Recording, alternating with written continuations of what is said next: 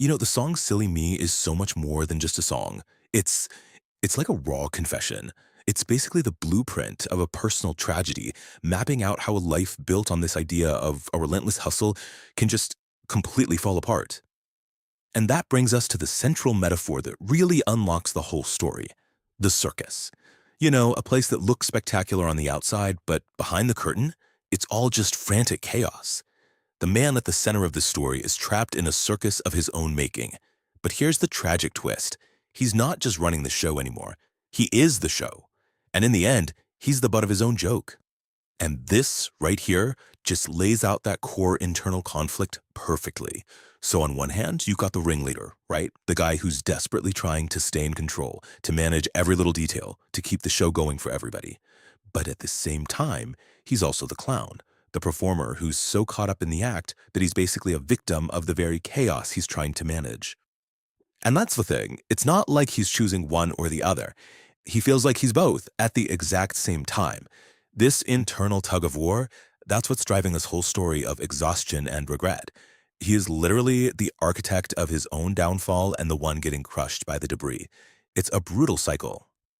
So that brings us right to the heart of the conflict, doesn't it? It's about a father who is just completely swallowed by the need to survive. And in doing so, he's created this impossible situation for himself, all because of this one really powerful driving force. And that force, it's what we're calling the addictive hustle. Now, this isn't just about, working hard. It's something more. It's this compulsive, relentless state of motion, this feeling that if you stop moving even for a second, the whole world is going to implode. And the craziest irony of it all is that the very hustle he thought was protecting his family and his life, well, that's the very thing that ends up destroying it. Okay, so how did this chaotic performance even get started? I mean, why did he feel this pressure to juggle everything, to put on this completely frantic, exhausting show to begin with? I mean, just look at the sheer amount of pressure he was under. These are not small things he's trying to juggle. We're talking about love, hustle, responsibility, fatherhood. Each one of those is a massive, all-consuming commitment on its own. So trying to keep all of those balls in the air at once and believing that if you drop just one, you're a total failure, well, that's how you create the perfect storm of chaos. So now we get to the performance of it all. From the outside, yeah, it probably looked like he was handling it all.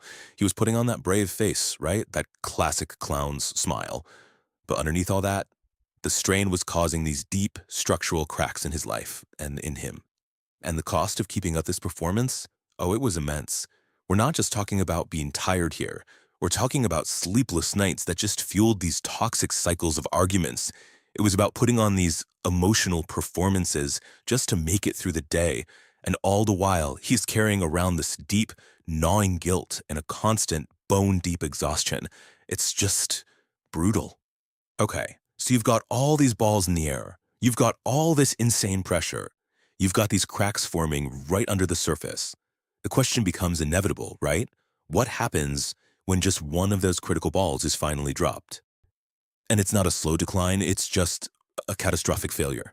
See, when you're juggling at that kind of intensity, losing one piece doesn't mean you just keep going with what's left. No, it means the entire act comes crashing down around you. Everything falls. And that right there leads to the collapse. The performance is over, the circus tent comes crashing down, and all that's left is the raw emotional fallout. And we're talking specifically about the absolute destruction of his relationship and his family. And the consequences, man, they are devastating and they are specific. His relationship doesn't just bend, it shatters. The fighting isn't kept behind closed doors. No, there are arguments right in front of the kids, and that causes its own kind of damage. And in the end, the entire family structure, the very thing he was hustling so hard to protect, is completely destroyed. So now, in the aftermath, the circus is gone, the audience has left, and he's just alone, alone in the ruins. The tone here really shifts to something way more somber, more reflective. This is where the really hard part begins, the journey of personal accountability. And let's be clear about what personal accountability means here. It's not about making excuses. It's not about pointing fingers at anyone else. It's the raw, incredibly painful act of looking back at every single choice, every mistake, and putting the blame squarely on your own shoulders. Nobody else's, just yours. And this process, this self-reflection, it's a real journey. It happens in steps. So first, he has to finally admit to those toxic cycles he was trapped in. Then, he has to really face the arguments and the pain they caused. After that, he has to accept the role his own exhaustion played in all of this. And it's only after all of that that he can get to the final, most crucial step, taking full, total accountability. So where does that leave him?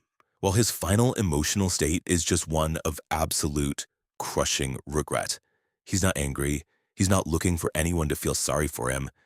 He's just alone, standing in the rubble of a life that he himself dismantled, wishing he could just get one chance to go back and do it all over again. And that leaves us and him with this one final lingering question. Look, taking accountability is a huge first step, right? And this song, it's basically his apology.